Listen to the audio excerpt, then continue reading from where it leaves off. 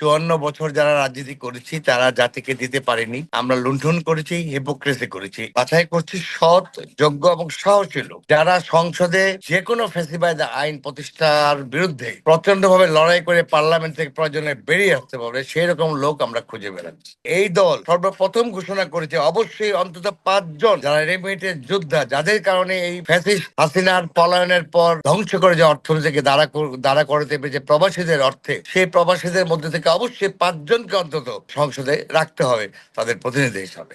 দর্শক শুভেচ্ছা নেবেন আবাবী টেলিভিশনের পক্ষ থেকে। 5 আগস্ট পরবর্তী বাংলাদেশে অনেকগুলো রাজনৈতিক দলের নাম আমরা দেখতে পাচ্ছি বিভিন্ন গণমাধ্যমে। কারণ গতানুগতিক ধারায় যে সমস্ত রাজনৈতিক দলগুলো বাংলাদেশে আছে এগুলো প্রবাসীদের জন্য আসলে কতটুকু প্রত্যাশা পূরণ করতে পারছে সেই প্রশ্ন কিন্তু দেখা দিয়েছে। প্রবাসীরা নানাভাবে হয়রানির শিকার হচ্ছে, প্রবাসীরা নানাভাবে নির্যাতনের শিকার হচ্ছে। বিশেষ করে বাংলাদেশের অর্থনীতির চাকা বা রেমিটেন্সের মাধ্যমে বাংলাদেশের অর্থনীতি সচল থাকে, সেই প্রবাসীদেরকে অবহেলা করা হচ্ছে। আজকে আপনাদের সাথে পরিচয় করে দিব বাংলাদেশের রাজনীতির একটি নতুন দল, তাদের যাত্রা শুরু হয়েছে। এই দলটির নাম হচ্ছে জনতার দল। তারা শুরুতে প্রবাসীদের নিয়ে নানান কথা বলেছেন, প্রবাসীদেরকে আশার বাণী শোনাচ্ছেন। আহ, সেই আশাগুলো কি, প্রবাসীদের নিয়ে আসলে তারা কি ধরনের কাজ করতে চান, আহ, তাই আমরা আজকে আজকে আপনাদের সামনে নিয়ে এসেছি জনতার দলের মহাসচিব জনাব আজম খান। আজম ভাই, আপনাকে স্বাগত জানাচ্ছি আমাবি টেলিভিশনের পক্ষ থেকে। আমি Thank you. শুরুতে আপনাকে যে প্রশ্ন করতে চাই যে বাংলাদেশে 5 আগস্ট পরবর্তী অনেকগুলো দল এসেছে, আপনাদের দলটার আসলে উদ্দেশ্যটা কি, মানে কেন এই রাজনৈতিক দল গঠন করলেন? এখানে একটু বলে রাখি, আমি কিন্তু রাজনীতি থেকে অবসর নিয়েছিলাম 5 বছর আগে, জি। জাতির কাছে ক্ষমা চেয়ে। জি। যে আমরা রাজনীতিবিদরা ব্যর্থ, 54 বছর যারা রাজনীতি করেছি তারা জাতিকে দিতে পারেনি। আমরা লুণ্ঠন করেছি, হিপোক্রেসি করেছি। এটা প্রকাশ্যে প্রেস কনফারেন্স করে জাতির কাছে ক্ষমা চেয়ে রাজনীতি থেকে আমি অবসর নিয়েছিলাম। কিন্তু 36শে জুলাইয়ের যে আন্দোলন, সেই আন্দোলনে 3রা আগস্ট সেনাবাহিনীর একটা বিরাট অংশ এই ছাত্রদের সঙ্গে একাত্ম ঘোষণা থেকে রাস্তায় নামে এবং আন্দোলনের সফল পরিসমাপ্তি ঘটায়। এবং তারা যখন 5ই আগস্ট পরবর্তী পর্যায়ে ঘোষণা করলো যে আমরা যে আন্দোলনটা করে ফ্যাসিস্টদের বিদায় করেছি, নতুন ছাত্রদের ভবিষ্যৎ নিশ্চিত করার জন্য আমরা দেশের জন্য কিছু করতে চাই এবং আমরা সৎ কিছু ব্যক্তিদের নিয়ে যারা ছাত্রদের ভবিষ্যৎ জীবন নিশ্চিত করতে চায়, তাদেরকে নিরাপদ করার জন্য একটা রাজনৈতিক দল গড়ে তুলতে চাই। তাদের সে সেনা অফিসার বেশিরভাগই তাদের বক্তব্য যে আমরা এতদিন রাষ্ট্র থেকে শুধু নিয়েছি, এই আন্দোলনের মধ্য দিয়ে আমাদের মধ্যে একটা ফিলিংস এসছে, আমরা রাষ্ট্রকে জাতিকে দিতে চাই। এই লক্ষণে তারা একটা রাজনৈতিক দল করে যার নাম জনতার দল। 20শে মার্চ আত্মপ্রকাশ ঘটেছে, তখনও আমি যোগদান করিনি, সেটাই আমি বক্তব্য রেখেছি। আমার খুব ভালো লেগেছে তাদের কথা। তারপর ওনারা যখন আমাকে বললেন যে আমরা যদি অবসর জীবন ফেলে রাজনীতিতে আসতে পারি, আপনি একটা রাজনীতিবিদ, অনেক পুরনো, আপনি কেন আসবেন না? তা তাদের আহ্বানে সাড়া দিয়ে আমরা সবাই মিলে সেনাবাহিনীর একটা বিরাট অংশ, রাজনীতিবিদের একটা অংশ, এনজিও, প্রায় 70টা এনজিও, ডক্টর, ইঞ্জিনিয়ার, আমলাদের নিয়ে আমরা এই দলটা শুরু করে যাত্রা শুরু করি এবং এর মধ্যেই প্রায় 54টা স্থানে আমরা এমপি ক্যান্ডিডেট সামনে ঠিক করে ফেলেছি। আমরা বাছাই করছি সৎ, যোগ্য এবং সাহসী লোক যারা সংসদে যে কোনো ফ্যাসিবাদ আইন প্রতিষ্ঠার বিরুদ্ধে প্রচন্ড ভাবে লড়াই করে পার্লামেন্ট থেকে প্রয়োজনে বেরিয়ে আসতে পারবে, সেই রকম লোক আমরা খুঁজে বেড়াচ্ছি।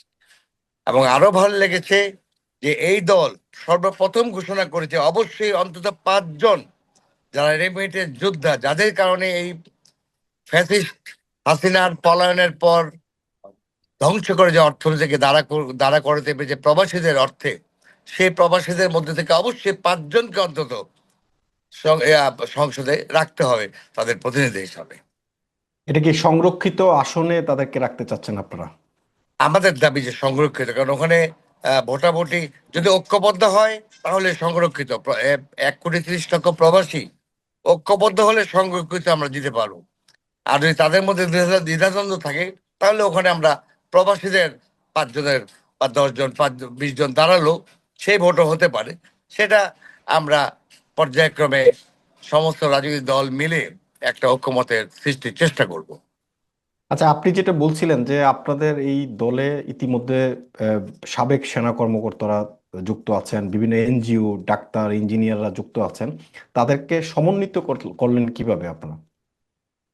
আমরা মূলত সেনাবাহিনীর সামরিক অফিসাররা, এবং আমি প্রথম থেকে ওদেরকে অর্গানাইজ করে দিচ্ছিলাম। রাজনীতিতে আসার আমার ইচ্ছা ছিল না, আমি হুম সামাজিক কার্যক্রম নিয়ে গত 5 বছর ব্যস্ত ছিলাম। হুম হুম। কিন্তু যখন তারা বললো শুধু সেনাবাহিনী আর এনজিও থাকলে হবে না, একটা রাজনীতিবিদ দরকার, আপনি প্লিজ আসুন, তখন আমরা সবাই, আমিও একত্র হলাম।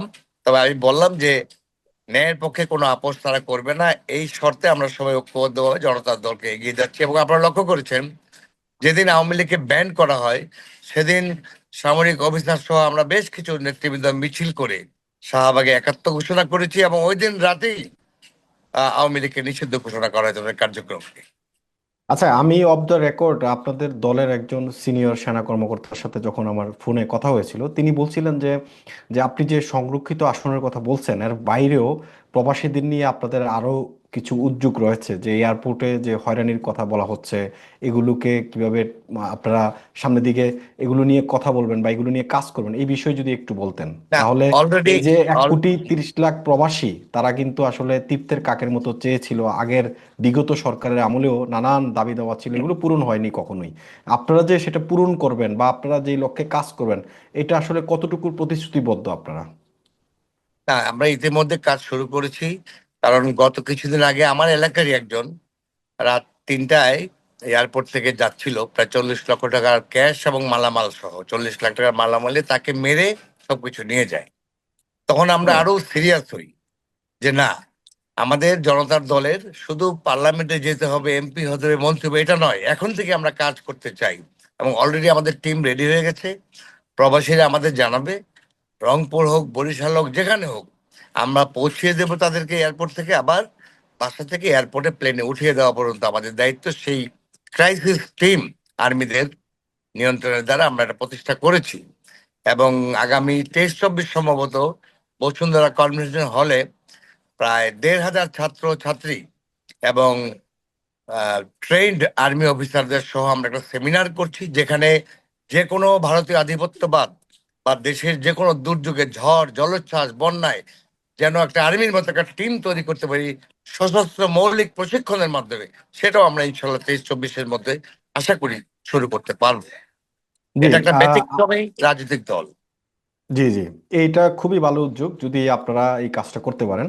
আমি আরেকটা বিষয় আপনার নজরে আনতে চাই। আমি জানি না আপনি এই বিষয়টা দেখেছেন কিনা, সামাজিক যোগাযোগ মাধ্যমে একটি বিষয় খুব আলোচনা হচ্ছে সাম্প্রতিক সময়, যে প্রবাসী বাংলাদেশিরা যারা বিদেশ থেকে দেশে যায়, যাওয়ার সময় তারা টেলিফোন নিয়ে যায়, মোবাইল নিয়ে যায়, সেক্ষেত্রে সরকার আইন করেছে দুটির ফোন বেশি ফোন আনতে পারবে না।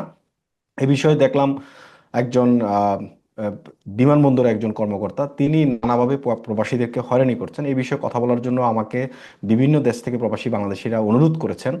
এই যে দুটি ফোন, একটা প্রবাসী যখন আপনি 5 থেকে 6 বছর পর বাংলাদেশে যায়, তার বাবা মা, ভাই বোন, আত্মীয় স্বজন থাকে, এখন দুটি ফোন সে কাকে দিবে? সে নিজে একটি ব্যবহার করবে, নাকি তার ওয়াইফকে দিবে, নাকি মাকে দিবে, নাকি বাবাকে দিবে? এই বিষয়টা নিয়ে আপনারা কোনো আওয়াজ তুলবেন কিনা, এটা সমস্ত প্রবাসী অনুরোধ। আমি আশা করি যদি আপনারা এটা নিয়ে কোনো কাজ করতে পারেন, আপনারা প্রবাসীদের ব্যাপক একটা সাপোর্ট পাবেন, না, আমি এটা এটা তো, শিওর। এটা আপনার প্রবাসীদের ন্যায়সঙ্গত দাবি। জি। 5 বছর পর একটা ছেলে আসবে, স্বাভাবিকভাবে তার ছোট বোনটা একটা ফোনের প্রত্যাশা করে, তার বাবা একটা ফোনের প্রত্যাশা করে, ছোট ভাই থেকে সে একটি প্রত্যাশা। আমার মতো অন্তত 4 থেকে 5টি ফোন আনতে দেওয়া উচিত। তার ফ্যামিলি মেম্বারের স্পেসিফিক কার্ড দেখাবে, আইডি কার্ড দেখাবে যে আমার ফ্যামিলি এই কজন। আমরা অবশ্যই এটা ব্যাপারে দাবি তুলবো। এতে দেশের এমন কোনো ক্ষতি হয়ে যাবে না, 5টা ফোনের ট্যাক্স না পেলে আমাদের কোনো আসে যায় না বাংলাদেশের। আমরা দেখেছি ট্যাক্স ফাঁকি দিয়ে হাজার হাজার কোটি টাকা পাচার করে দিয়েছে। আর যে প্রবাসীরা আমাদের ভঙ্গুর অর্থনীতিকে বাঁচিয়ে দিয়ে, তাদের জন্য আমরা অবশ্যই এই ব্যাপারে সোচ্চার হব।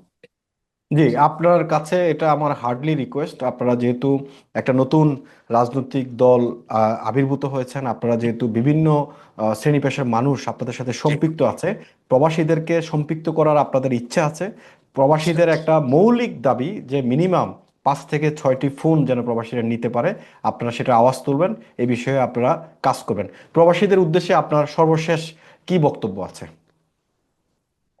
আমাদের বক্তব্য, আমরা 5টা সংসদে রাখার তো দাবি জানিয়েছিও, তারপরেও যদি কোনো সৎ, যোগ্য, সাহসী ব্যক্তি যারা মানুষের কষ্টে কষ্ট পায়, মানুষের কাছে সহজে পৌঁছতে পারে, পাকঘরে বসে একসাথে খেতে পারে, সেই রান্না করা পারিবারিক পুত্রবধূদের সাথে বা গৃহকর্তার সাথে, সেই রকম ব্যক্তিদের আমন্ত্রণ জানাচ্ছি, আপনারা আসুন। আগামী সংসদে যারা যোগ দিতে চান আমাদের কাছে আসুন। আমরা মাত্র 54 জন এমপি ঠিক করেছি, আরো আমাদের অনেক এমপি প্রার্থী আমরা এখনো ফাইনাল করিনি। আপনাদের অগ্রাধিকার থাকবে, দেশের জন্য কিছু আপনারা অলরেডি করেছেন, আগামী দিনে করার জন্য যদি প্রত্যয় নিয়ে এগিয়ে আসেন, জনতার দল সবচেয়ে বেশি প্রাধান্য দেবে প্রবাসী ক্রেতাদের। জি, ধন্যবাদ জনতার দলের মহাসচিব, মাননীয় মহাসচিব আজম খান ভাই, আমাকে সময় দেওয়ার জন্য। ইনশাল্লাহ আমরা চেষ্টা করব আপনাদের সাথে সম্পৃক্ত থাকার জন্য, নানান সময় নানান বিষয় নিয়ে আপনাদের সাথে আবারও কথা হবে। ভালো থাকবেন, সুস্থ থাকবেন। আপনাকেও ধন্যবাদ। আমাদের চেয়ারম্যান জেনারেল শামীম কামালের পক্ষ থেকে, lieutenant general Sabbir, general major general Shayek, সবার পক্ষ থেকে আপনাদের সবাইকে অভিনন্দন।